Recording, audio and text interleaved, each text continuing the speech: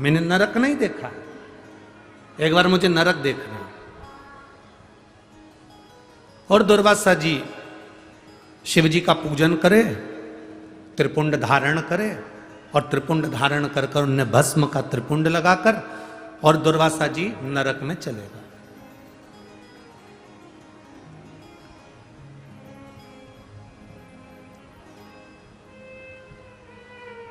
जैसे ही दुर्वासा जी नरक में पहुंचे, यमराज हाथ जोड़कर दुर्वासा जी का साधुवाद कर रहे हैं। प्रभु आप आए हैं, वेलकम टू नरक,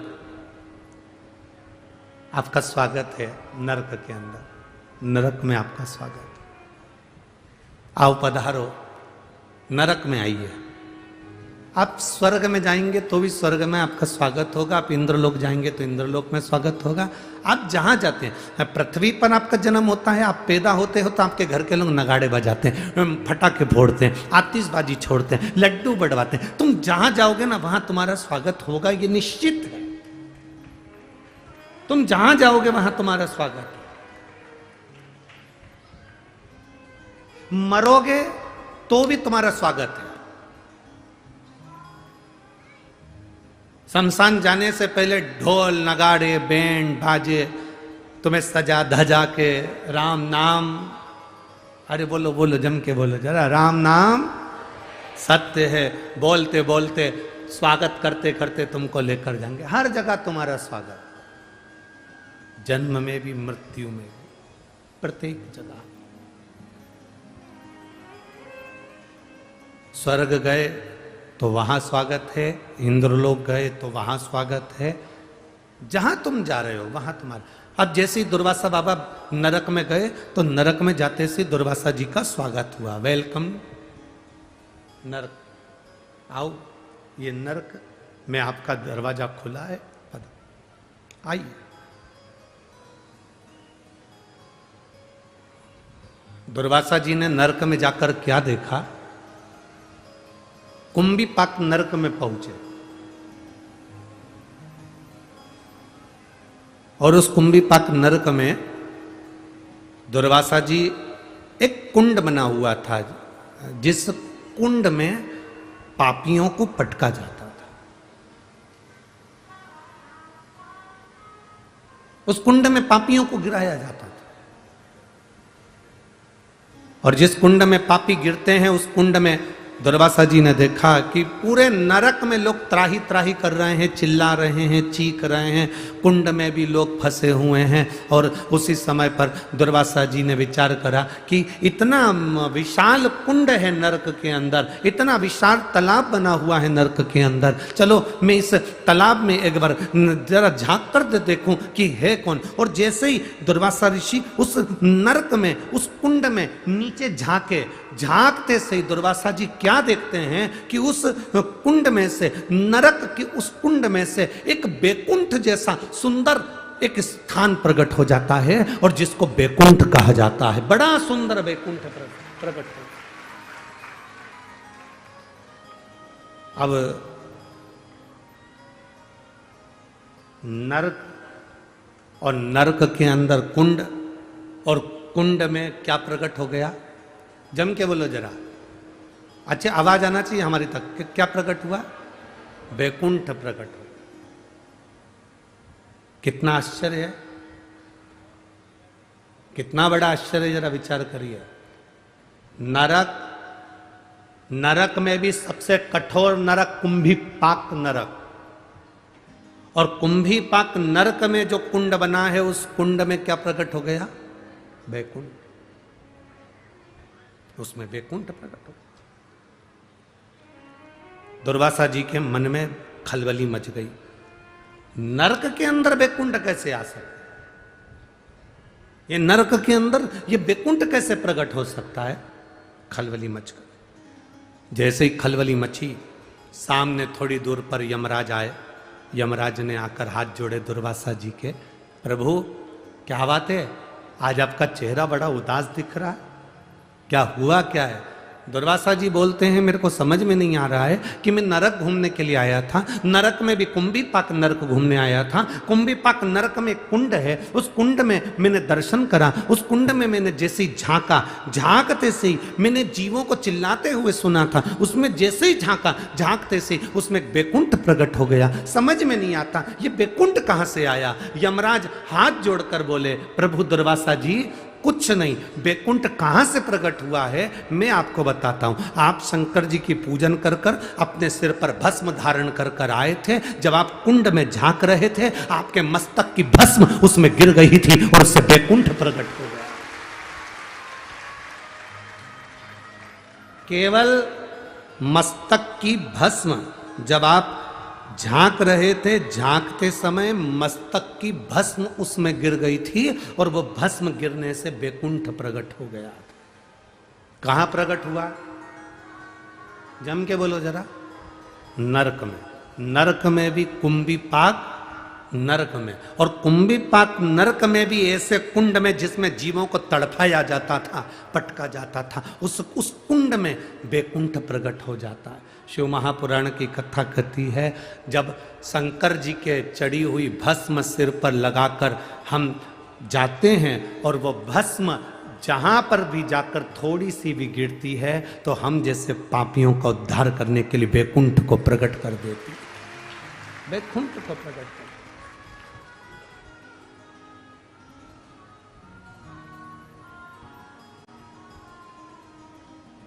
अब जरा विचार करो,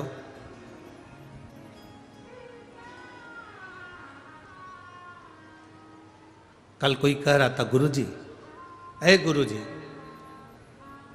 आप कहते हो कि जहां शिव पुराण होती है वहां की मिट्टी भी चंदन हो जाती, क्यों नहीं? क्यों नहीं हो सकती?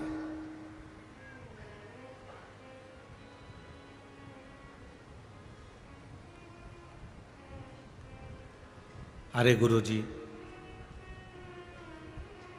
कितनी गंदगी करते हैं लोग, कोई थूक रहा है, कोई मुंह धो रहा है, कोई वॉशरूम करने जा रहा है, कोई ना जाने कितना कितना झूठन पटक देते हैं, कितनी गंदगी हो जाती है, और आप कह रहे हो कि वो मिट्टी चंदन हो जाती है। हाँ, ऐसे कैसे हो सकता है? हमने कहा भाई देख,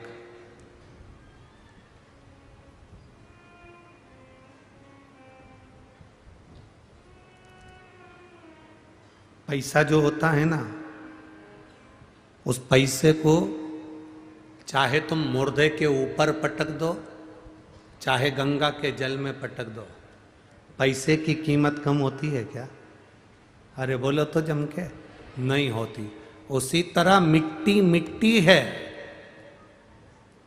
जिस जगह पर भजन होता है, तप होता है, साधना होती है, मंत्र का उच्चारण होता है, श्री शिवाय नमस्तुभ्यम बोला जाता है, पंचाक्षर मंत्र, नमः शिवाय बोला जाता है, षडाक्षर मंत्र ओम नमः शिवाय बोला जाता है, उस स्थान की मिट्टी अपने आप में वो पवित्र बन जाती है, चाहे वो कैसी भी हो, उसकी पवित्रता प्रबल हो।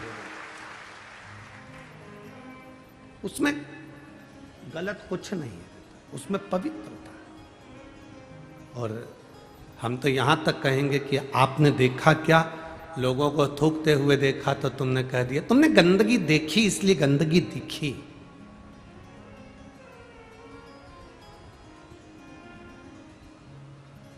सीहोर भी लोग आते हैं ना, कुबेरेश्वर धाम पर लोग आते हैं, आप लोगों में से भी कई लोग आए होंगे।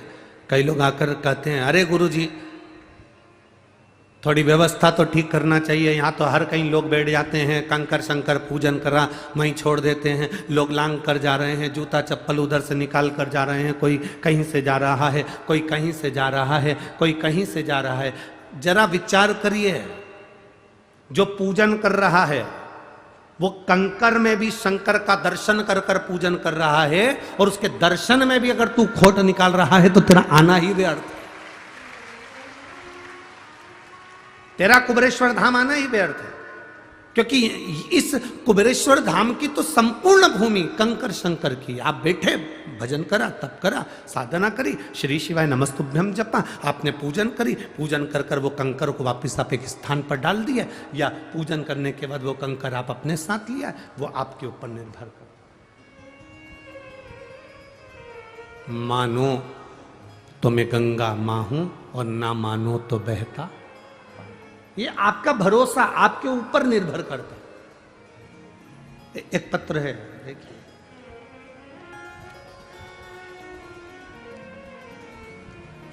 जिसने भी पत्र भेजा उनसे निवेदन है, आपकी पूरी मेडिकल की फाइल आपने लगाई है, पर निवेदन है इस पूरी मेडिकल की फाइल को आप वापिस लेकर जाना, जिससे आपके पास में ये कॉपी रहे।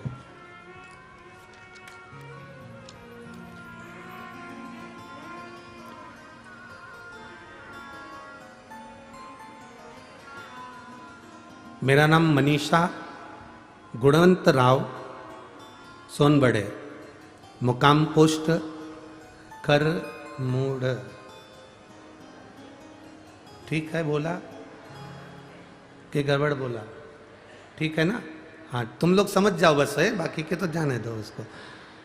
मुकाम पोस्ट कर मूड, तहसील 40 गांव, जिला जलगांव। मोबाइल नंबर ये कहीं बैठी हैं का? दिख गई? हाँ, ऐसे हाथ हिला दो, ठीक है। जिला जलगांव में 40 गांव तहसील की रहने वाली हूँ। मेरे पति की अचानक पेट में दर्द होने लगा। हम सभी परिवार वाले 40 गांव के सुमन हॉस्पिटल के डॉक्टर साहब के पास में दिखाए। फिर डॉक्टर साहब ने बताया कि इनकी किडनी में पत्थरी है। डॉक्टर ने ऑपरेशन की सलाह दे दी, क्योंकि शुगर की बीमारी के कारण मेरे पति की किडनी कमजोर थी। डॉक्टर ने कहा आपका मन पड़े आप जिस हॉस्पिटल में ले जाकर ऑपरेशन करा सकते हो और इनको ले जा सकते हो।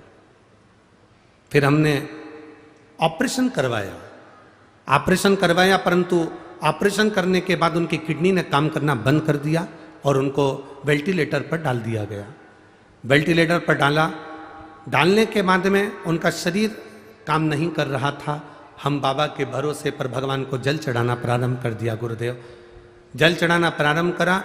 थोड़ा सा जल उनके होठों पर लगा देते, एक बेलपत्री उनको दे देते, बस बाबा की कृपा से उनकी आंख तो खुली और उन्होंने शरीर ने काम करना प्रारंभ करा। पर दवाइयां काम नहीं कर रही थी। गुरुदेव, जब दवाइयां काम नहीं कर रही थी तो धीरे धीरे शरीर ने काम करना प्रारंभ करा। फिर उनको डायलिसिस पर रखा गया, डायलिसिस करवाया गया। 1 महीने में 2-2, 3-3 डायलिसिस होने लगे। दोनों बच्चे और मैं खुद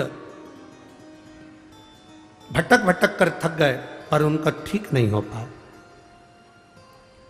गुरुदेव,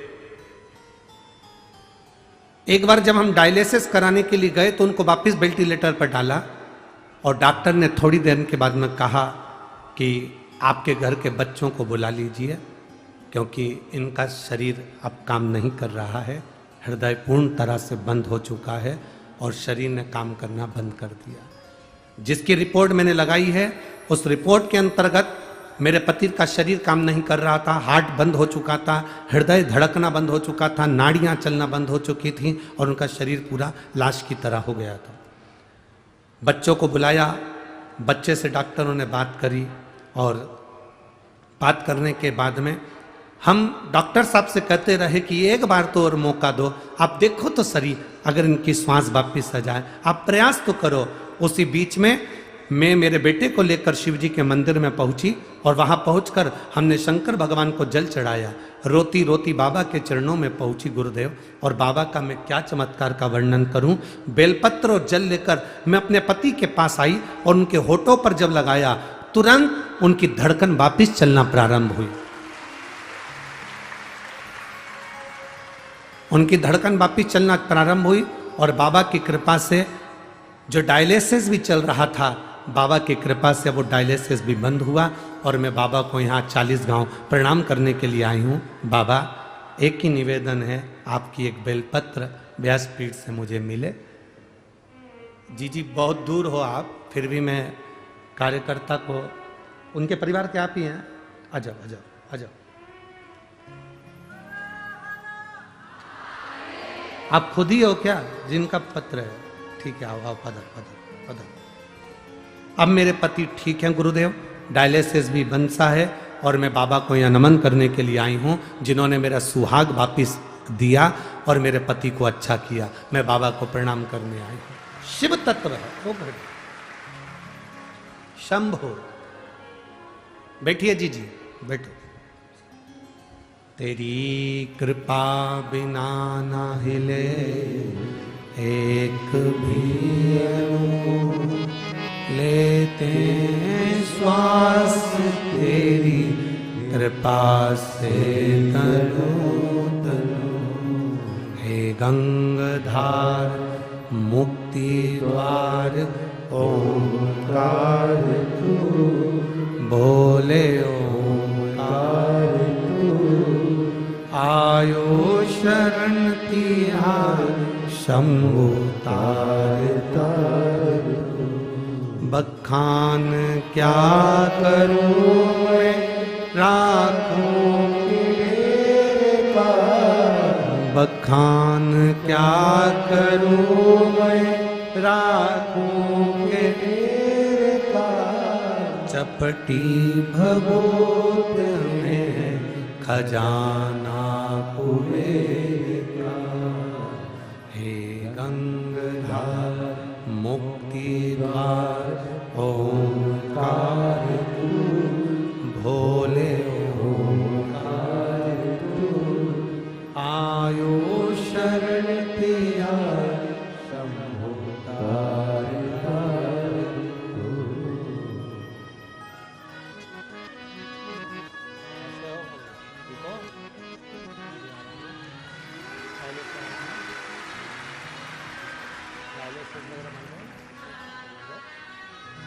डायलिसिस पूरा बंद हो गया। अरे रो नहीं, खुश हो, तो बाबा ने अच्छा करा ना, अब रोते नहीं है, अच्छा खुश खुश रहना चाहिए। डायलिसिस बंद हो गया ना, बस ठीक।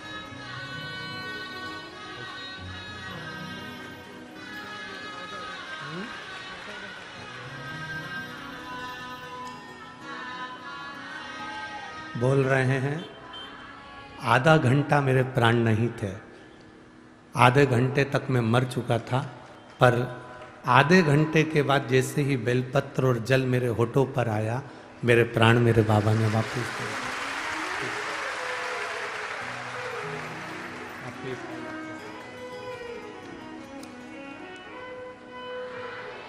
स्वस्थ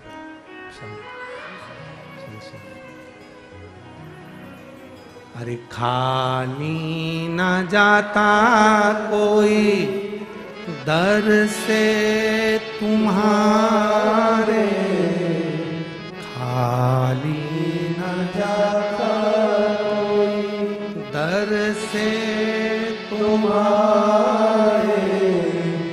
मैं भी खड़ा हूँ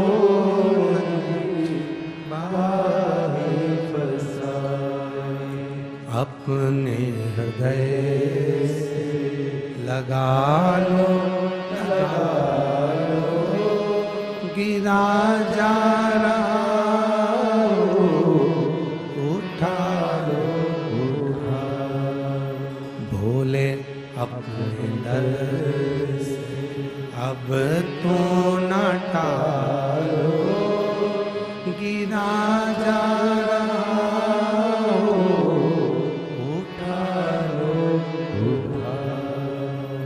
शिव तत्व हमारे भीतर हो। भगवान शंकर का शिव तत्व जितना हमारे भीतर होगा, उतना मिलन सरल, मिलन सरल। बहुत हंसते हैं लोग, क्या जल चढ़ाने से रोग मिट सकता है? क्या बेलपत्री खाने से दुख समाप्त हो सकता है?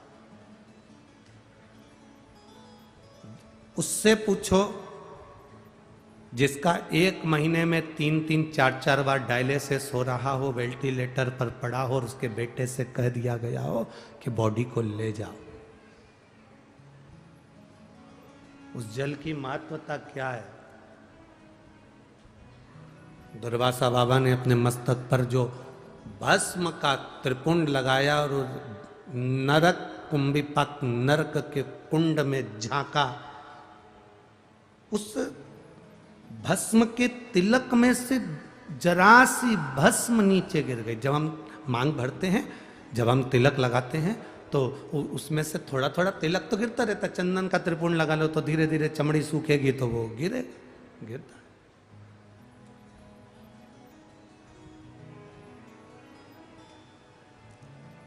कितना महत्व उसका। वो कुंभिपाक नरक में भी बैकुंठ प्रकट कर देता है। बैकुंठ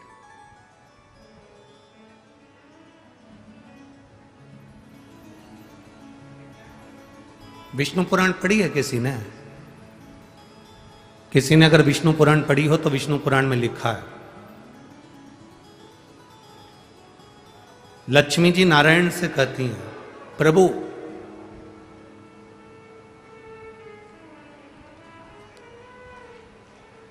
संसार में इतने सारे साधु सन्यासी तपस्वी साधक उपासक भजन करने वाले तप करने वाले सब मरते हैं, प्राण छूटते हैं, सबके जो आया है मृत्यु लोक में उसको जाना है। विष्णु पुराण में लक्ष्मी जी नारायण से कह रही हैं, संसार में जन्मा हुआ प्रत्येक मनुष्य मरता है और उसके प्राण छूटते हैं।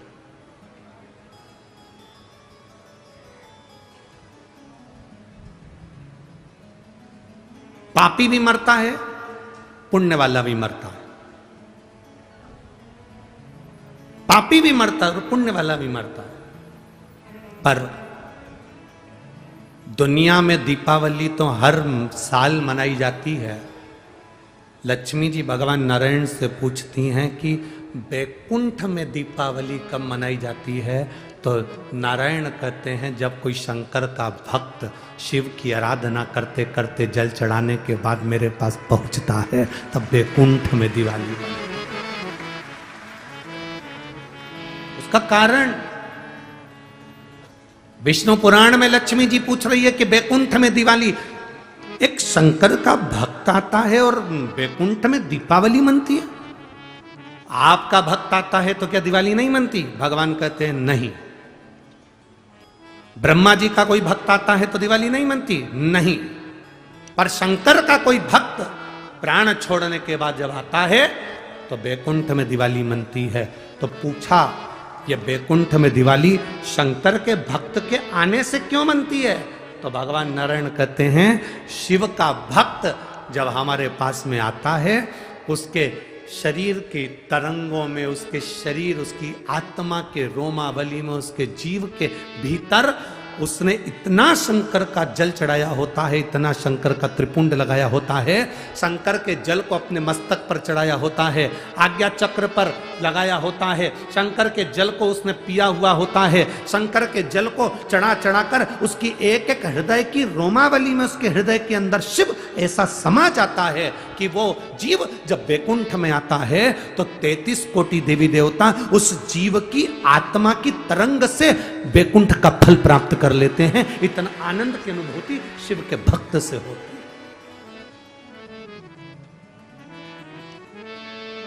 अरे कितने किस्मत वाले हो रे भाई। 40 गांव वालों, तुम्हारे यहां का सांसद महोदय माननीय श्री उन्मेष जी पाटिल जी और उनकी धर्मपत्नी श्रीमती संपदा जी उन्मेष जी पाटिल, मैं धन्यवाद दूंगा। जैसा राजा वैसी प्रजा, मुझे धन्यवाद दूंगा आप। जैसा राजा वैसी प्रजा। आज तक किसी सांसद ने, सांसद तो जाने दो, विधायक ने भी कभी किसी नदी की परिक्रमा नहीं करी। और माननीय सांसद महोदय उन्मेष जी पाटिल जी ने आपके पास में जो तापी और गिरी नदी है उसकी 400 किलोमीटर की परिक्रमा पैदल करी। कारण उस नदी की परिक्रमा करने का कारण केवल एक था कि यह अनुभव करना था कि इसमें थोड़ा सा समय पानी रहता है, बाकी के समय इसमें जल क्यों नहीं रह पाता, और उसमें पानी आना चाहिए जिससे पूरी क्षेत्र का विकास और पूरे क्षेत्र का कल्याण। वो जल के लिए नदी को कैसे स्वच्छ रख सकते हैं, गांव नगर शहर को कैसे स्वच्छ रख सकते हैं, वो ज्ञात करने के लिए, ज्ञात करने।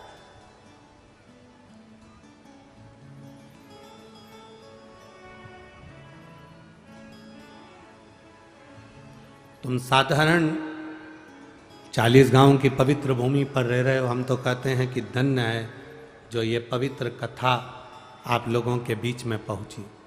ये कथा 2027-28 से पहले 40 गांव नहीं आती, 2028 के पहले ये 40 गांव आ गए, क्योंकि कथाओं की बुकिंग लगभग 2027 तक फुल है। अब 2028 की बुकिंग होनी चालू है। पर कोई कथा यदि कैंसिल होती है और कोई लिखा कर चले जाता है कि ये कथा अगर हमको मिल जाए, हम 5 दिन में, 8 दिन में, 10 दिन में व्यवस्था कर सकते हैं, तो वहाँ फ़ोन कर दिया जाता है समिति की ओर से कि कथा कैंसिल हुई, आप व्यवस्था कर सकते। और धन्य है 40 गांव की पवित्र भूमि के सभी रहने वाले रहवासी जिन्होंने इतनी मेहनत कर इस कथा को यहाँ आयोजित किया। और केवल आपकी मेहनत दिन में नहीं, रात में भी बड़ी मेहनत है। जितने लोग दिन में आते हैं उससे दुगने रात को दर्शन करने आते हैं। अपार मेला लगा होता है, भीड़, कोई बिस्कुट बांट रहा, कोई पानी बांट रहा, कोई कोल्ड ड्रिंक बांट रहा, कोई हलवा बांट रहा, कोई पूड़ी बांट रहा, कोई कुछ बांटने में लगे हो। कर लो सेवा। ये शिव भक्त दूसरी बार 40 गांव नहीं आने वाले। मौका मिला है हमें सेवा करने का 40 गांव वालों को। अपनी तिजोरी का लाकर खोलिए और उसमें से थोड़ा सा धन तुम्हारे पास में है तो उस धन को थोड़ा सा धर्म में लगाने का प्रयास करो, तो धन और धर्म दोनों बचे। मत दो किसी को। आपको दान नहीं करना मत करो, आप किसी को नहीं देना चाहते मत दो। अपने हाथ से पानी खरीद कर लाओ, अपने हाथ से पिलाओ, अपने हाथ से अन्न लाओ, अपने हाथ से खिलाओ। अपने हाथ का किया कहीं नहीं जाए। ये शंकर के भक्त बार बार नहीं मिलते। इनकी अड़भंगता देखिए। दुनिया में कथा होती है तो वहीं पास में गाड़ी खड़ी हो जाती है और लोग आ जाते हैं, जरा देखो। धूप पड़ती है चिलचिलाती हुई और ये 2-2 किलोमीटर तक पैदल थके हुए बुजुर्ग लाठी टेकते टेकते धीरे धीरे अपने पार्किंग से यहाँ तक चले आ रहे हैं। नाम लगते रखते श्री शिवाय नमस्तुभ्यम, श्री शिवाय नमस्तुभ्यम, भगवान का नाम लेते लेते लेते लेते चले आ रहे हैं। ऐसे जीव को जब आप पानी पिलाते हो तो अपनी जिंदगी का सबसे बड़ा पुण्य कार्य कर कर रखते हो। कर लो सेवा। क्या देगा महादेव? इतनी छोटी सी डायरी अपने पास खरीद के रखो और तारीख लिख के रखो, 16 तारीख को मैंने 15 रुपए का पानी पिलाया था शंकर के भक्त को। बस वो तारीख लिख के रखना और 3 महीना उस तारीख के बाद में हमको 15 रुपए का हिसाब बताना कि वो 15 का बढ़ा कि घटा। वो स्वयं आपको मालूम पड़ेगा कि उसका बल कितना। आज तीसरा दिन कथा का है। कथा 5 बजे विराम हो जाएगी। कल चौथा दिन हो जाएगा। परसों की कथा सवेरे 8 बजे से 11 बजे तक हो जाएगी। बाद में सब अपने अपने घर चले जाएंगे। 2 दिन की कथा का क्रम और अपनी जिंदगी में जितनी झोली पसार कर निवेदन कर सकते हो, बटोर सकते हो, बटोर लो और भगवान की भक्ति प्रदान करते चलो, देते चलो। ये नहीं मिलना। शिव तत्व को अपने भीतर बिठाइए। शिव तत्व।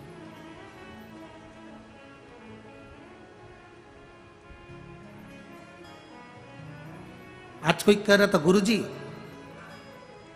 अवध में राम आ रहे हैं। हमने कहा अवध में राम आ रहे हैं ऐसा नहीं है। जहां राम है वहां अवध है। जहां अवध है वहां राम नहीं है, जहां राम है वहां अवध है। आप अपने अपने नगर में, शहर में, गांव में, खेड़े में 22 तारीख को दिए जलाओगे, झालर लगाओगे, मिठाइयाँ बनाओगे, पूजन करोगे, पाठ करोगे, आरती करोगे दोपहर के 12 बजे, तो समझ लेना कि राम अवध में नहीं, तुम्हारे गांव में राम आए हुए हैं, तुम्हारे नगर में राम। कितनी सुंदर 2 लाख दिए कलर कर कर, 2 लाख दिए कलर कर कर राम जी का सुंदर चित्र बनाया है 2 लाख दिए से। मैं आस्था चैनल वालों से भी कहूँगा कि उसका फोटो पूरे आस्था चैनल पर दिखाएं कि यहाँ 40 गांव के भक्तों ने कितनी मेहनत करी है। 2 लाख दिए कलर करा, कलर करने के बाद में राम जी का चित्र, राम मंदिर का चित्र, अयोध्या का चित्र 2 लाख दिए से निर्माण किया। उसको आस्था चैनल पर जरूर दिखा, 2 लाख दीप से।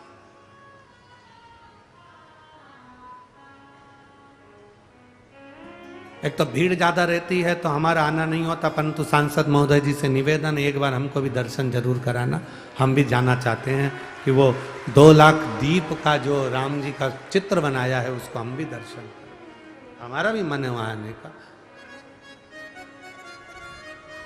पर हमारे चक्कर में वो दिया तुम ना बिगाड़ दो, जब चक्कर में हम नहीं आते हो। तो महाराज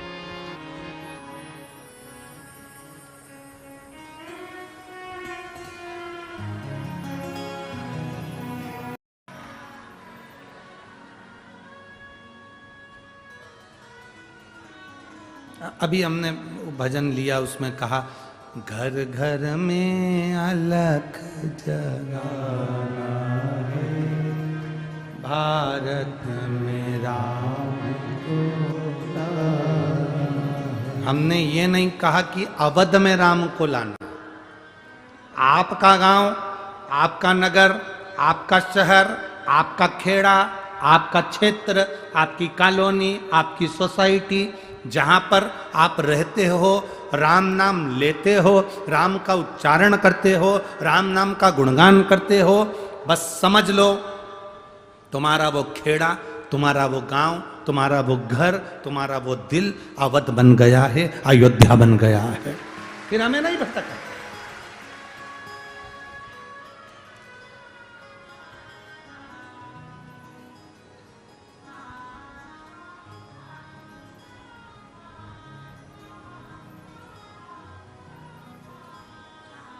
वो सोशल मीडिया पर लोग वह कितना कितना कमेंट्स कर रहे हैं कि ऐसा है वैसा है। जो लोग कहे सो कहे।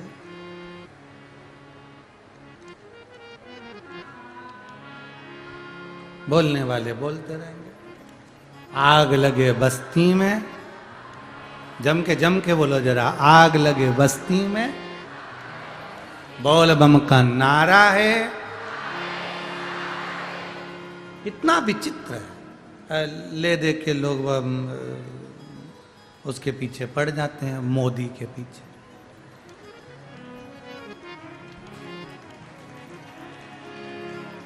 कभी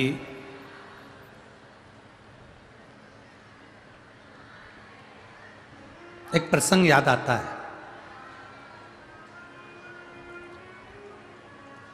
एक प्रसंग बड़ा सुंदर स्मरण में आता है, कभी आप स्मरण में लेंगे उस प्रसंग।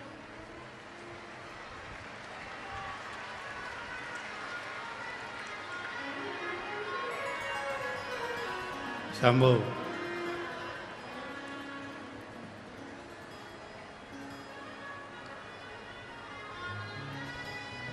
बोल बम का नारा है। भगवान शिव का एक बड़ा भारी स्मरण आता है, सुषेण में।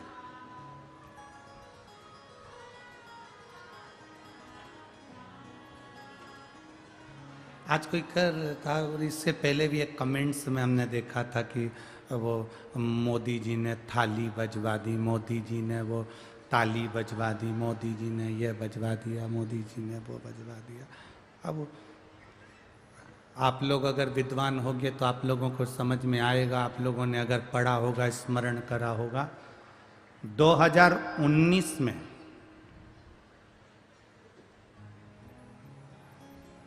अयोध्या के टेंट में जो राम जी विराजमान थे,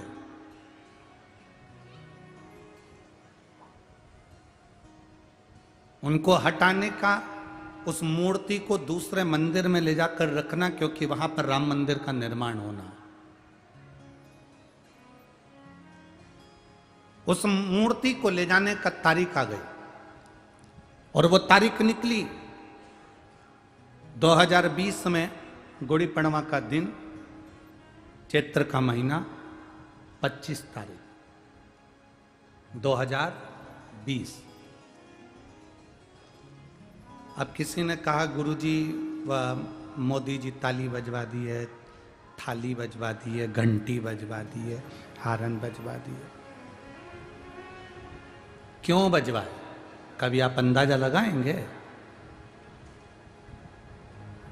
तारीख आ गई नजदीक में, 25 तारीख को टेंट में से राम जी की मूर्ति को ले जाकर मंदिर में रखना है। अब ये विचार करा गया कि भगवान राम की मूर्ति इतने सालों के बाद वहां से हटेगी। लोग बाग जरा सा 4 कदम चलते हैं तो तोप बजती है, दूल्हा चलता है तो नगाड़े बजते हैं, और भगवान ऐसे ही चले जाएंगे, ऐसे ही। अब कोरोना काल चल रहा था 2020 में, कोरोना भी बहुत तीव्र। योगी जी मोदी जी से कहे कि मन नहीं कर रहा कि राम जी को कैसे ले जाएं, कोई जुलूस नहीं, कोई आतिशबाजी नहीं, कोई बैंड बाजा नहीं, और कोरोना अलग चल रहा है। तो मोदी जी बोले तुम चिंता मत करो, तुम 25 तारीख के पहले नी ताली और नगाड़े बजवा दिए तो हमारा नाम भी ना। 25 तारीख 2020 में राम जी टेंट में से निकलकर मंदिर में जा रहे थे और 22 तारीख को नगाड़े पूरे भारत में बज रहे थे। जो धर्मी थे वो भी और जो धर्मी थे वो भी बजा रहे थे कि भगवान अब ऐसे बैंड नहीं बजा सकते क्योंकि कोरोना था, ऐसे जुलूस नहीं निकाल सकते क्योंकि कोरोना था, तो कम से कम ऐसे लोगों से दीप जलवा दिए, ताली बजवा दी, नगाड़े बजवा दिए, ताली बजवा दी। पूरा नगर, पूरा भारत उत्सव मना रहा था और मेरे राम टेंट में से निकल कर जा रहे। अब फिर वही क्रम, घर घर में अलग मेरे राम को। भीतर एक उज्जवल भाव प्रकट करिए अपने भीतर। हम ये नहीं कहते कि तुम अवध जाओ, हम तुमसे ये कहते हैं तुम इतना राम का भजन कर लो कि राम को तुम्हारे पास में आना पड़ जाए। शबरी के दरवाजे पर राम आए थे, सुग्रीव के पास में राम आए थे, मातंग बाबा के पास राम आए थे, संत ऋषि निषाद सबके पास राम पहुंचे थे। राम साधारण नहीं, हर एक के पास पहुंचते हैं। भजन का बल बढ़ाइए, भक्ति का बल बढ़ाओ, भजन का बल बढ़ाओ, कीर्तन का बल बढ़ाओ। आप शिव महापुराण की कथा तक पहुंचे हो तो शंकर आपके दरवाजे तक जरूर पहुंचेगा। सुषेण वेद की कथा कहती है, सुषेण वेद सुग्रीव के ससुर हैं। सुग्रीव जी के ससुर सुषेण वेद शंकर के इतने बड़े उपासक हैं कि शिव के बिना 1 मिनट नहीं रहते। औषधि बना रहे हैं तो शंकर का नाम ले रहे हैं, भजन कर रहे हैं शंकर का, दवाई सुखा रहे हैं तो शिव का नाम ले रहे हैं। शिव की भक्ति में डूबो।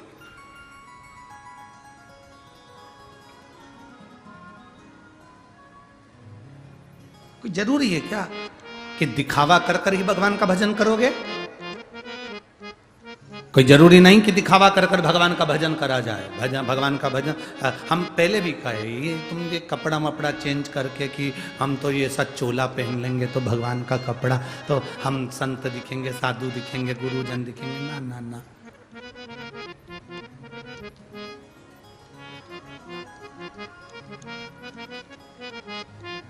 सुंदर दिखने के लिए कितनी मेहनत करते हो सब लोग। बोलो बोलो, ईमानदारी की बात बोलो रीजी जी। सुंदर दिखने के लिए कितनी मेहनत करती हो? 2 घंटा तो कजन कौन कौन से 3-4 ट्यूब रखे हैं उसमें बाथरूम के अंदर, एक एक करके लगाती, फिर पानी से धोती, फिर कोई दूसरा ट्यूब ले आई। वो तो एक बार हमें कहीं ठहराया था और ना जाने किसका कमरा था, उस कमरे में बहुत सारे ट्यूब रखे थे, साबुन नहीं था, तो हमने निकाल निकाल के उससे धोया से तो मालूम पड़ा। तो पहला ट्यूब तो ऐसा था कि बिल्कुल एकदम चिकना चिकना था, उससे धो लिया। दूसरा ट्यूब ऐसा था कि उसमें ना जाने क्या क्या दर आ रहा था, कचरे जैसा अंदर ऐसा दर आ रहा था, मालूम पड़े पूरा चेहरा ही उससे छिल गया। और फिर तीसरा ट्यूब ऐसा था कि उसको धो तो वो छूटे ही नहीं, पानी ही नहीं पकड़े, पानी नहीं, धो धो के थका। धो। अब कितना आप सहज भाषा में लीजिए कि सुंदर बनने के लिए आप कितना कितना प्रयास करते हो। एक ट्यूब लगाया, पानी से धोया, साबुन लगाया, पानी से धोया, और टावल से मुंह भी ऐसे रगड़ रगड़ के नहीं पोछा, जैसे बेचारे जेंट्स लोग तो बेचारे रगड़ रगड़ के पोछ ले, और जी तो पोछ। और 25 बार कांच में, 25। और फिर बाद में तैयार होने का समय आया। किसी को भी तैयार होते हुए कभी मत देखना, कभी। आंखें,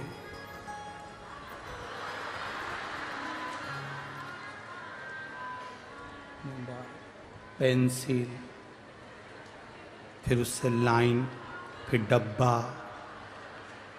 फिर इधर से नीली, फिर मालूम पड़े ज्यादा लग गई तो झूठा मूठा सब कर कुरा के तैयार हो के।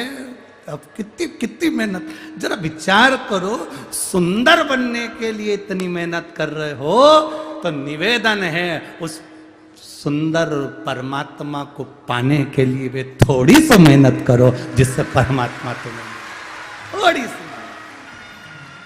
बस थोड़ी सी मेहनत करोगे, शिव तुम्हारे।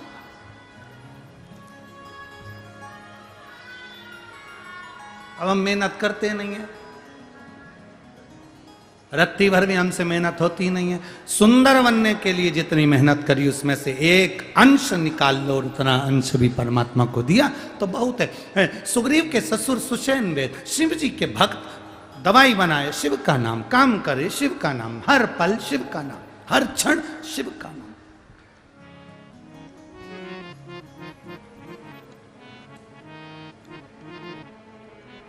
गुणगान करते जाते, भजन करते। अरे भोले भंडारी रे, दूर करो दुख मेरा। अरे त्रिपुरारी रे, दूर करो दुख मेरा। दूर करो दुख मेरा, दूर करो दुख मेरा। अरे त्रिपुरारी रे, दूर करो दुख मेरा। भोले भंडारी रे, दूर करो दुख मेरा। एक बार आप भी इस लाइन को प्रेम से बोलो, भोले भंडारी रे, दूर करो दुख मेरा। अरे त्रिपुरारी रे, दूर करो दुख मेरा। दूर करो दुख मेरा, दूर करो दुख मेरा। अरे भंडारी रे, दूर करो दुख मेरा। कुबेर भंडारी रे, दूर करो दुख मेरा। भोले भंडारी रे, दूर करो दुख मेरा। सुषेण दवाई, सुग्रीव जी के ससुर दवाई का निर्माण। सुषेण वैद्य जब जब दवाई बनाता शंकर जी से कहता, आप भी जो दवाई का निर्माण डॉक्टर ने दवाई दी है, किसी को खिलाओ, मना नहीं, पर बोल कर भगवान की भक्ति के एक पत्र आया है, देखिए।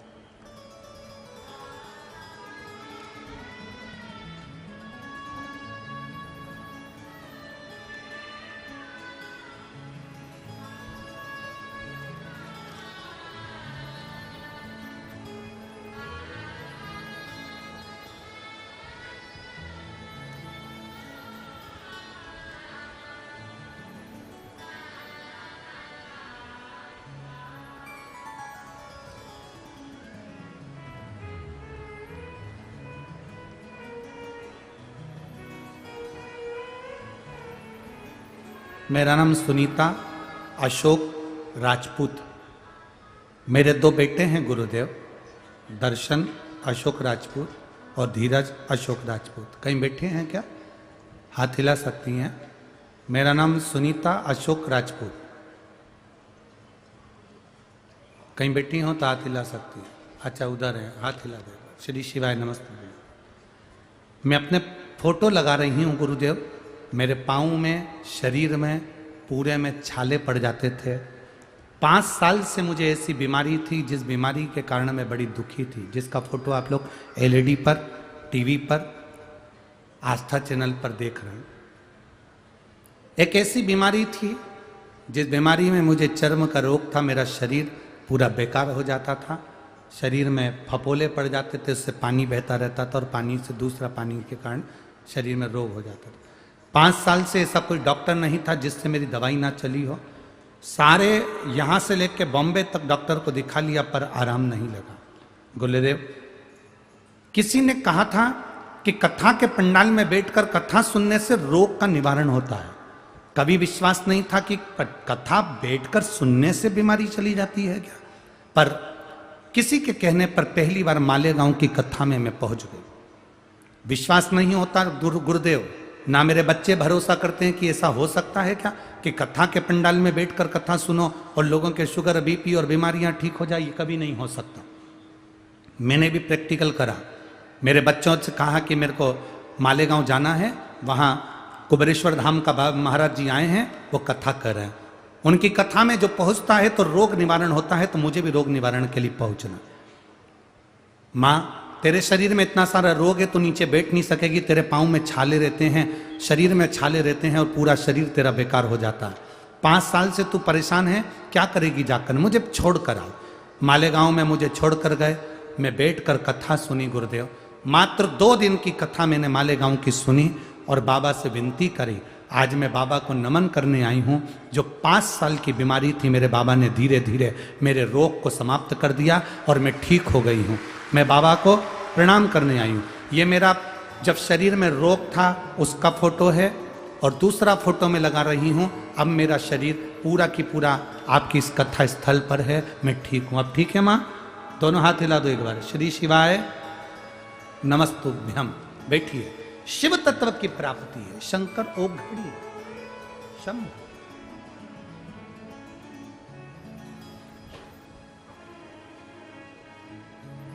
उसकी अविरल भक्ति हमें मिलती है। सुषेण वैद्य क्या करते थे? सुषेण वैद्य का एक काम था, भोले भंडारी रे दूर करो दुख मेरा। जब आपको लगे कि हाँ शरीर का रोग ठीक नहीं हो रहा, तो सीहोर कुबेरेश्वर बाबा को याद करो और कुबेरेश्वर महादेव को याद कर कर, उसका नाम है कुबेरेश्वर महादेव, कुबेर भंडारी।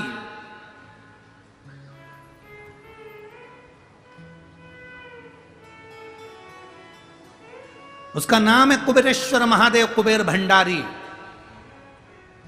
ठेला चलाने वाला व्यक्ति भी, भीख मांगने वाला व्यक्ति भी उसके दरवाजे पर प्रदोष या शिवरात्रि हर महीने आती है, या सोमवार की अष्टमी या सोमवार को जाकर उसकी प्रदोष की आरती का, शाम की आरती का 5 बार दर्शन कर ले, मेरा बाबा उसकी झोलियां भर कर ही भेजता है। वो कुबेर भंडारी। शाम की जो आरती होती है, प्रदोष की जो आरती होती है, प्रदोष काल की जो आरती होती है, संध्या की जो आरती होती है, उसका मात्र दर्शन, कुबेर भंडारी की वो आरती का दर्शन ही मूल सुख दे जाता है। उसको कुबेर भंडारी कहते हैं।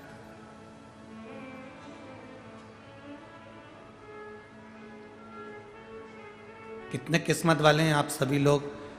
7 मार्च से 13 मार्च तक शिवरात्रि के अवसर पर रुद्राक्ष महोत्सव होगा।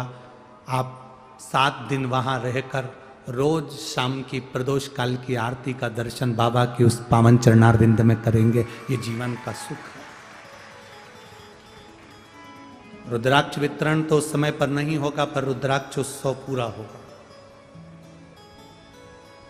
रुद्राक्ष वितरण तो 15 फरवरी को बंद हो जाएगा, फिर 15 मई को प्रारंभ होगा, जब तक रुद्राक्ष नहीं बटेंगे। क्योंकि अब रुद्राक्ष है भी नहीं।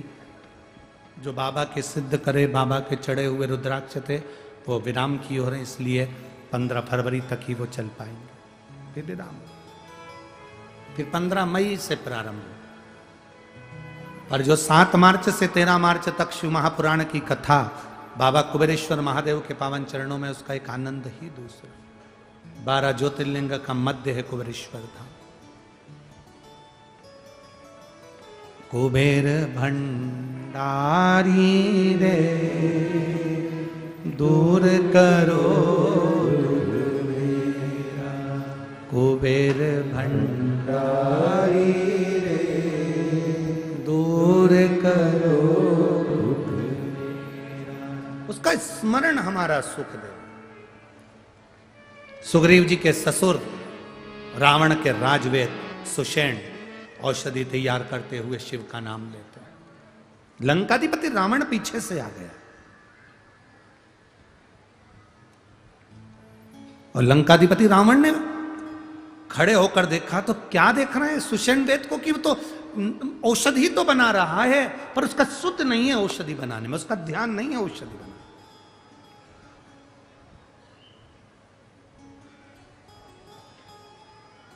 कोई कोई हंसते हैं। घर की बुजुर्ग जो माँ होती है ना, बूढ़ी माँ, बुजुर्ग माँ, वो बच्चे को देखकर कहती थी, क्या हो गया बेटा? ना जाने इस बच्चे को क्या हो गया, मैं डॉक्टर को दिखा कर रहती हूँ। डॉक्टर को दिखा लिया, सबको दिखा लिया, बच्चे को आराम नहीं लगा, तो बूढ़ी माँ क्या कहती, रुक मैं नजर उतार देती हूँ। इतने में नई नई बहुएं हंसती हैं, अरे माँ क्या पागल जैसी बात करती दादी, उसका पेट दुख रहा है तुम नजर उतारने बैठ रही हो, उसका सिर दुख रहा है तुम नजर उतार रही हो, उसके शरीर में कष्ट हो रहा है तुम नजर उतार रही हो। बूढ़ी मां जानती है तो डॉक्टर को दिखा मना नहीं है, पर बूढ़ी मां अपने दिल से नजर नहीं उतारती। अपने दिल की जो उसने पूजन आराधना करी है ना, वो सारी दुआ अपने पोते को दे देती है, इसलिए पोता ठीक हो जाता है।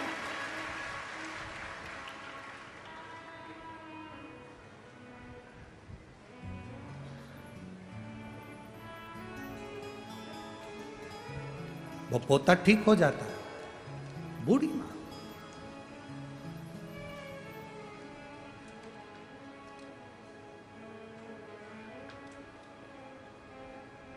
शिव महापुराण की कथा कहती है बच्चों की परवरिश साधना है। ये मेरी माताएं, ये मेरी जीजियां, ये मेरे जीजा, ये मेरी बेटियां, ये मेरी बहुएं अपने बच्चों की परवरिश कर रही हैं। जो मां अपने बच्चे की परवरिश करती है वो साधना करती है। बच्चे को पढ़ाना है, डॉक्टर बनाना है, इंजीनियर बनाना है, मायके नहीं जाती उसके एग्जाम के कारण, कथा में नहीं आती उसकी पढ़ाई के कारण। कथा हो रही है अपने नगर में, नहीं जा पा रही क्योंकि उसके एग्जाम है, उसको पढ़ाना है, उसको देखना है, वो स्कूल से आएगा। खुद नहीं खाती, अपना निवाला बच्चे को दे देती है। खुद अच्छे कपड़े नहीं पहनता, कमा कमा कर बच्चे की फीस में भर देता है बाप। बच्चों को परवरिश करना, बच्चों को पालना, ये साधना है, ये साधना है। बच्चों की परवरिश तुम्हारी साधना है, तुम्हारी साधना। बच्चों की परवरिश तुम्हारी साधना है, पर बच्चों से निवेदन है, माता पिता की सेवा तुम्हारी आराधना है। बच्चों की परवरिश साधना है, माता पिता बच्चों की परवरिश कर रहे हैं मतलब साधना कर रहे हैं। स्कूल नहीं, मायके नहीं जाती, शादी में नहीं जाती, कहीं नहीं जाती, अपने बच्चों को पढ़ाने में लगी हुई है। अपने बच्चे के लिए बाप कमा कमा कर लाते जाता है, ये उसकी साधना है। पर बच्चों का नियम है कि बच्चे अपने माता पिता की सेवा करें, तो भगवान से भी बड़ी आराधना माता पिता की सेवा है, परमात्मा से। ये आराधना है हमारी।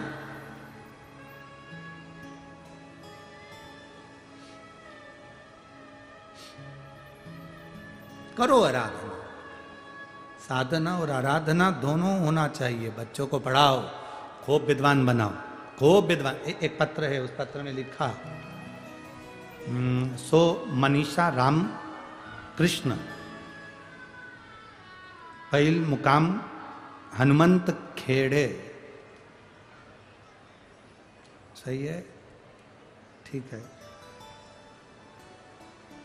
सीमा तालुका पारंडोल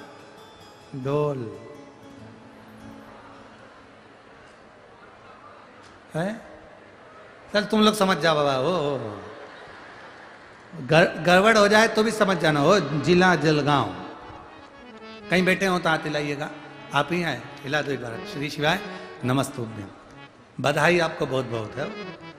मेरा लड़का राज हर दिन शिव जी के मंदिर जाता है गुरुदेव। उसको मंदिर जाने की ललक आपने उत्पन्न कर दी, वो शंकर जी के मंदिर जाने लगा। 5 उपवास मैंने खुद भी पशुपतिनाथ के करे, बेलपत्र भी चढ़ाया। मेरे बेटे ने आर्मी की भर्ती का एग्जाम दिया, पर उसमें उसका नहीं हुआ। हताश हो गया। उसने कहा मां इतने समय से मंदिर जा रहा हूं, कोई फायदा ही नहीं हुआ, कोई लाभ ही नहीं। मैंने अपने बच्चे से कहा कि लाभ के लिए या फायदे के लिए शिव मंदिर नहीं जाइए। सियोर वाला महाराज कहता है मंदिर जाते रहो, वो एक ना एक दिन कृपा जरूर करेगा। मेरे बेटे ने फिर सरकारी नौकरी के लिए अप्लाई करा। मेरा बेटा बहुत हताश हो चुका था, पर मेरे बच्चे ने फिर अप्लाई करा और बाबा की कृपा से आज मेरा बच्चा गवर्नमेंट में बीएमसी की नौकरी में लग गया। मैं बाबा को यहाँ दंडवत प्रणाम करने के लिए आई हूँ। बधाई आपको। श्री शिवाय नमस्तुभ्यम। बैठिए। शिव तत्व है ओ घड़ी। बच्चों की परवरिश साधना है, पर बच्चों से निवेदन है अपने माता पिता की सेवा आराधना है। अपने माता पिता की सेवा जरूर करो। और मेरा जीजियों से निवेदन है, मेरे जीजाओं से निवेदन है, कोई पुरुष ये ना सोचे कि मेरी पत्नी मंदिर जाती है तो उसका पुण्य मुझे मिल जाएगा, मेरी पत्नी मंदिर जाती है तो उसके खाते का पुण्य मुझे मिल जाएगा। तुम्हारा समोसा तुमको ही खाना है।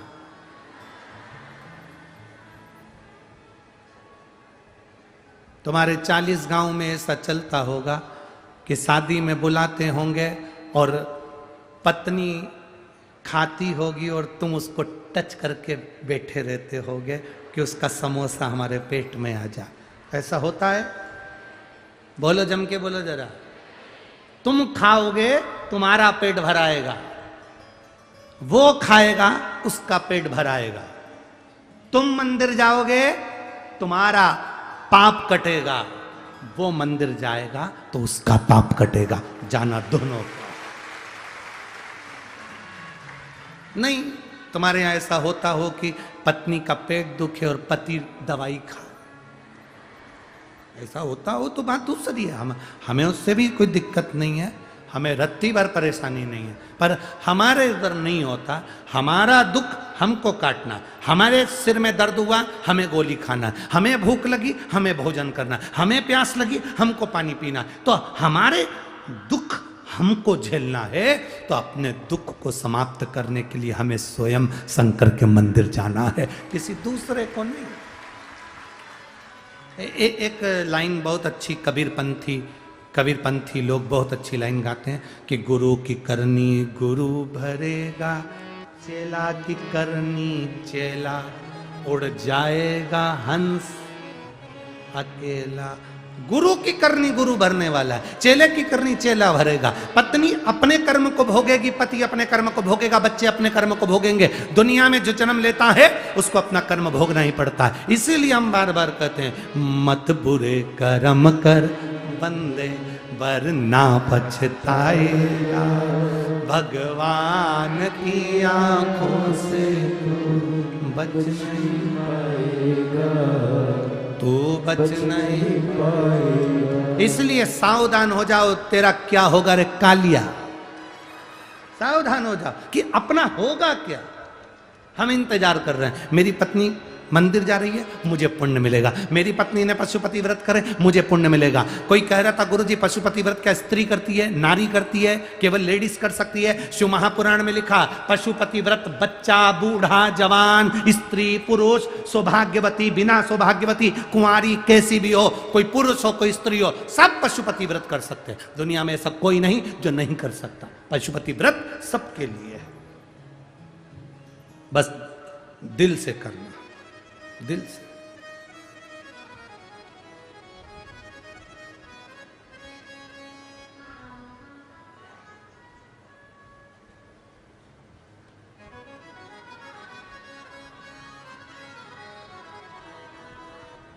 हॉल में, घर के हॉल में, घर के आंगन में आप में से कितने लोग हैं जो 1-2 लाख रुपए रख देते हैं? अरे बोलो तो। अरे हो 40 गांव की जीजी, अब बोलो। 40 गांव के जीजा तुम बोलो है। घर के हॉल में, घर के आंगन में, घर के हॉल के अंदर, टीवी के सामने, या खाने की टेबल पर, या कहीं हॉल के अंदर, जैसे तुम फाउंटेन रखते हो, गुलदस्ता रखते हो, टी टेबल रखते हो, ऐसे 2-4 लाख रुपए रखते हो क्या? है? नहीं। सोने की अंगूठी, अरे बोलो तो। नहीं। सोने का हार, नहीं। जो कीमती है उसको तुम तिजोरी में, अलमारी में, लॉकर में, कपाट में, बिस्तर पेटी में, पलंग पेटी में उसको रखते हो संभाल कर। आपसे वही निवेदन है, ये शिव महापुराण वो कीमती रुपया है, वो कीमती जेवर है, इसको हर कहीं मत रख देना, इसको दिल के अंदर रखना, संभाल कर रखना। अंत समय में काम, अंत समय में ये शिव पुराण तुम्हारी जिंदगी की सार्थकता सिद्ध करेगा। और अंत समय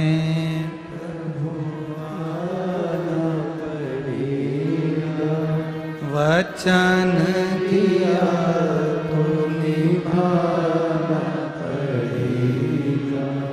आए ना आए प्रभु कुटुंब कभी ना, अंत समय प्रभु आना पड़ेगा। और वचन दिया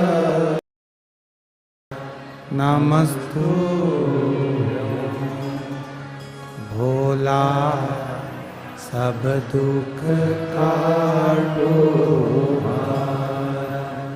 ओ भोला, सब दुख काटो। शिव शंकर जपो तेरी माला, भोले बाबा जपो तेरी माला, भोला सब दुख काटो ओ भोला, सब दुख काटो। वेश मंगलकारी, वेश मंगलकारी। शमशान वासी हमारा, शमशान वासी हमारा, ओ भोला सब दुख काटो भार, ओ भोला सब दुख काटो भार। भगवान शिव औघड़ी दयालु दातार शिव की कथा कर रहे हैं। आरती तक रुके हैं ना? शिव की कथा कर रही है। आप लोग बैठ जाओ, अभी आरती में टाइम है ना, 10 मिनट, बैठ जाओ।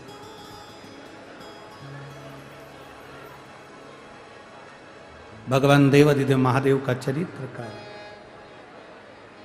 सुषेण वेद सुग्रीव जी के ससुर जो बनाते हैं वो शिव का नाम लेकर बनाते।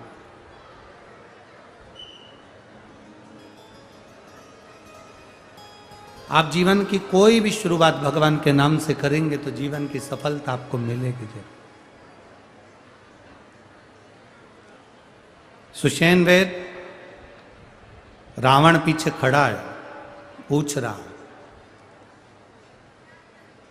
लंकाधिपति रावण पीछे खड़ा है और पूछ रहा है सुषेण वेद से, सुषेण वेद आज मैंने आपकी शिव भक्ति को देखा जिसमें आप भगवान शंकर का नाम ले लेकर औषधि तैयार कर रहे हो, तो मुझे पूछना केवल इतना है कि ये औषधि इतनी कारगर कैसे हो जाती है? शिव महापुराण की कथा कहती है, अकाल मृत्यु वो मरे जो काम करे चंडाल का, काल उसका क्या बिगाड़े जो भक्त हो महाकाल का।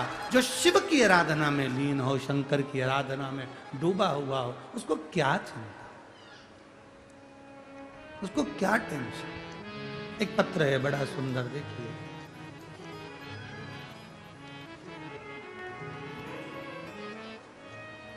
मेरा नाम विद्या अनिल चौधरी है। मैं भरूच गुजरात की रहने वाली हूं। मेरा मोबाइल नंबर ये है। कहीं बैठी हैं क्या? हाथ हिलाओ। आप ये बच्चा आया है साथ में क्या?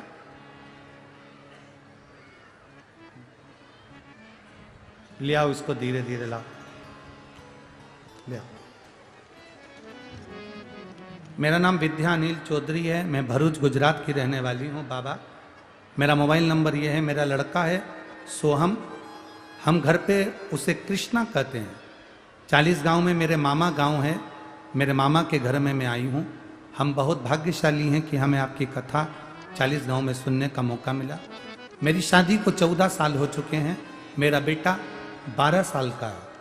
मेरा बेटा 12 साल का होने के बाद भी वो चल नहीं सकता, बैठ नहीं सकता, खुद खाना नहीं खा सकता, बोल नहीं पाता था।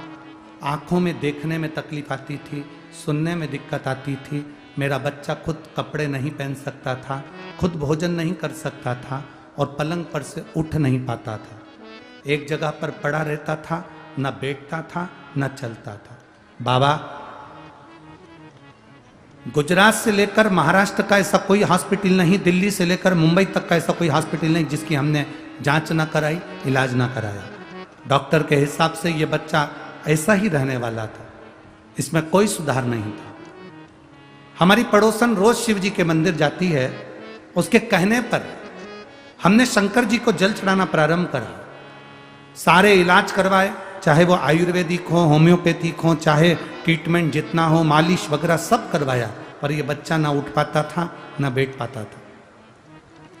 तब हमने शिव शंकर भगवान को जल चढ़ाना प्रारंभ करा। उस पानी को इसको पिलाना प्रारंभ करा, बेलपत्री पीस कर इसको खिलाना प्रारंभ करा। बेटे के लिए सीहोर गए, रुद्राक्ष लेकर आए, उसको तांबे के कलश में गलाकर उसका पानी देना प्रारंभ करा। गुरुदेव, आप यकीन नहीं मानेंगे, आज मेरा बेटा, आप यकीन नहीं मानेंगे, आज मेरा बेटा अपने हाथ से खाना खाता है, अपने हाथ से बैठता है, अच्छे से बात करता है और मुझे भगवान शिव पर पूरा भरोसा है कि मेरा बेटा चलने भी जल्दी लगेगा। आज धीरे धीरे थोड़ा उठने बैठने लगा है, मैं उसको लेकर आया।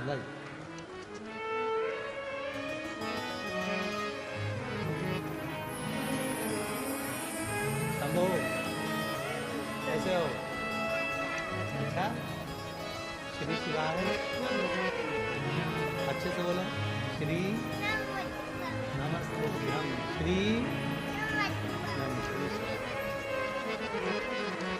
बोली इसकी आ गई है, देखने की शक्ति भी इधर।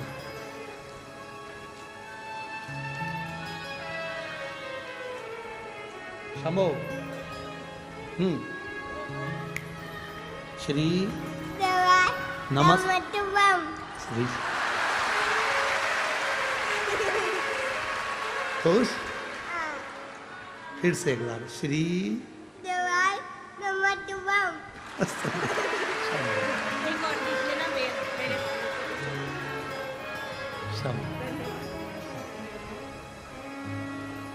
खाली न जाता कोई दर से तुम्हारे, खाली न जाता कोई दर से तुम्हारे, मैं भी खड़ा हूँ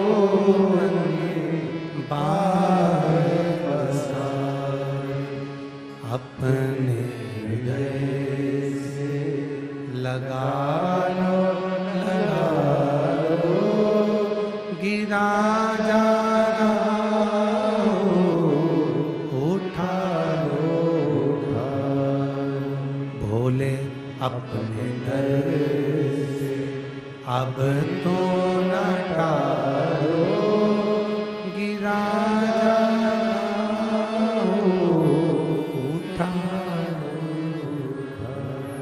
शिव कथा कहती है।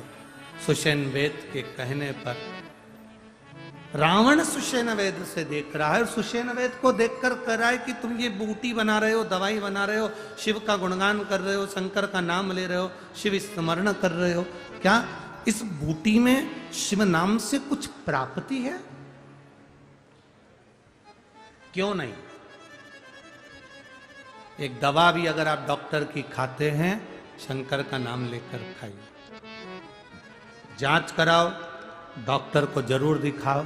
हम पहले भी अपनी कथा में बोल चुके हैं, डॉक्टर शंकर का एक रूप होता है और उससे इलाज जरूर करवाना चाहिए। आपके शरीर में कष्ट है, वो जांच का बोलता है, जांच कराओ, वो दवाई देता है, आप दवाई खाओ, पर दवाई के साथ में शिव पर भरोसा भी करो, शिव पर विश्वास भी करो, उसका फल मिलता जो मिलेगा। जो शिव महापुराण की कथा में स्वयं रावण सुषेण वेद से कहते, आज मेरा दिल खुश हो गया, मन खुश हो गया, बताओ तुम्हें क्या दूं।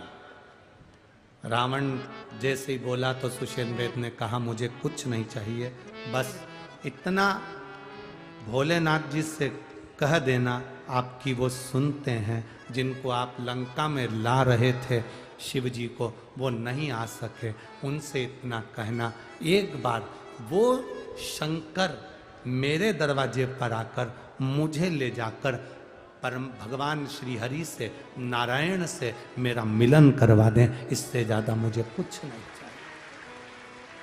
और हुआ जो रावण से कहा गया था कि भोलेनाथ से कहना कि मुझे लेकर जाओ, नारायण का दर्शन कराए।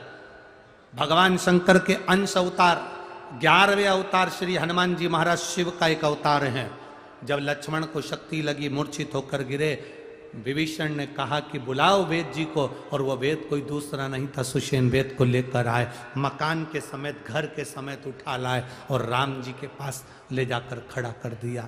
नारायण और शिव का दर्शन सुषेण वेद ने करा। ऐसे सुग्रीव के ससुर सुषेण वेद थे, जो भगवान शंकर की आराधना में लगे रहते। समय आया, माता पार्वती जी के तन के उपटन से श्री गणेश जी महाराज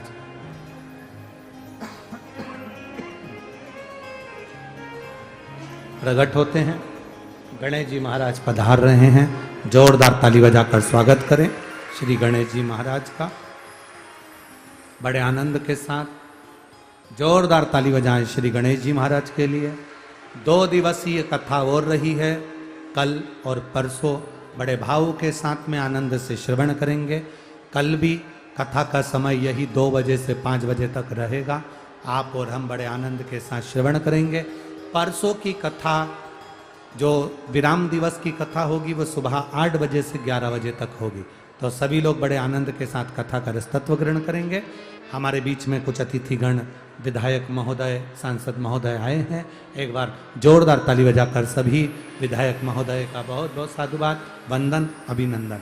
आशीष जी नामों की घोषणा करेंगे, फिर आरती का क्रम प्रारंभ होगा।